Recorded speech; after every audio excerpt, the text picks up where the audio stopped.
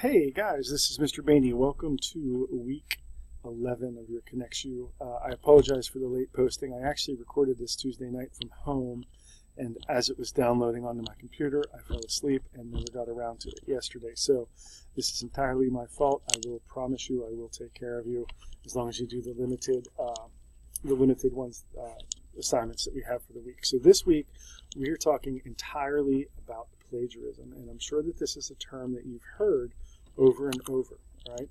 So by the end of the week, what I want you to do, what you're going to be able to do is determine which type of plagiarism is being used and explain how to avoid it in the future.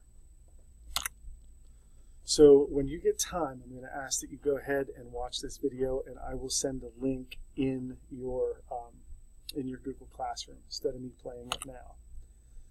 So first of all, when we talk about plagiarism, plagiarism is stealing other people's ideas and trying to pass them off as your own. Sometimes it can be as blatant as copying and pasting. Sometimes it can be as small as kind of borrowing an idea or piecemealing your information from different pieces of different articles. All right. So what is considered plagiarism? First of all, buying or stealing an online essay is submitting it as your own. That is called plagiarism because you didn't do it. You didn't create it. Secondly, copying words or ideas from someone else without giving credit. Failing to put quotations in quotation marks. Copying sentence structure but changing words around. And there's also something called self-plagiarism, which is using an old paper for a new paper. I like to boast that I am excellent at picking up on this.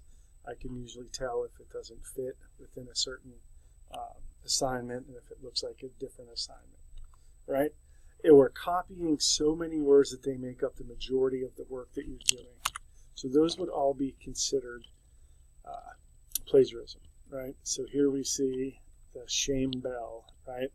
What happens if you plagiarize in our courses? First of all, there's a very good chance you're going to fail that assignment, all right?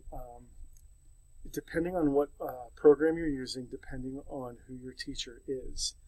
Some teachers take it way more seriously. In my English class, I like to use the first time as a learning opportunity, and basically make sure that you know what you did, and we'll have a conversation before we move on. The second time, usually I give a 0, all right? And this comes from actually our administration. It comes from your teachers and from your school districts as well in Open Campus. So if you happen to plagiarize, the second time, I will turn that over to my principal, Mrs. Salyards, and more than likely she and I will get in contact with your principal to make sure that you know that it happens. Now, if you're teaching a course, or if you're taking a course in Odyssey Ware Academy, if you plagiarize, they automatically shut down your account, and you can't do anything in any class until you meet with a teacher face to face, all right? So they take it way more seriously than we do, and they need to. We use it as a learning opportunity for the first time, and then the second time we run out of patience. The third time, usually there's some pretty severe consequences that go with that, okay? What's really important is your integrity, all right? Being honest with a strong moral principle is the definition of integrity. If we know for a fact that you just copied and pasted and did it because you ran out of time, because you were feeling lazy, or because you didn't understand it, then you automatically get a 0. If you do it on accident, we're a little bit more forgiving, okay? If you forget to put quotations around something, all right? But the big thing is that you're losing a missed opportunity, all right? You're losing out on the possibility and the chance of learning something. So how do we avoid it? Number one, you always cite. If you're not sure if you should cite, cite anyway. I'm never going to get you in trouble, or you're never going to get in trouble for citing too much.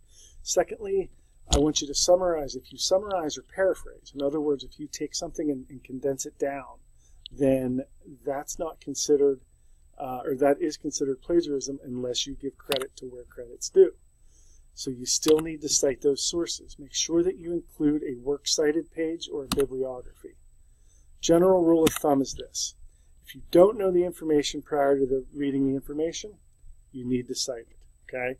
The only time that you don't need to cite something is if it's common knowledge.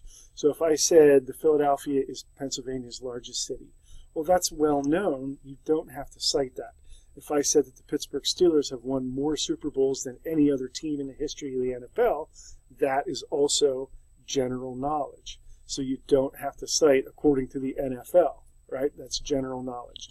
It's whenever something may not be known to general knowledge. And the fine line falls, well, what do most people know? What don't they know? If you're not sure, cite it, right? So what I want you to do in this reflection question is, do you think that the large majority or the vast majority of information that we have at our fingertips makes us less creative?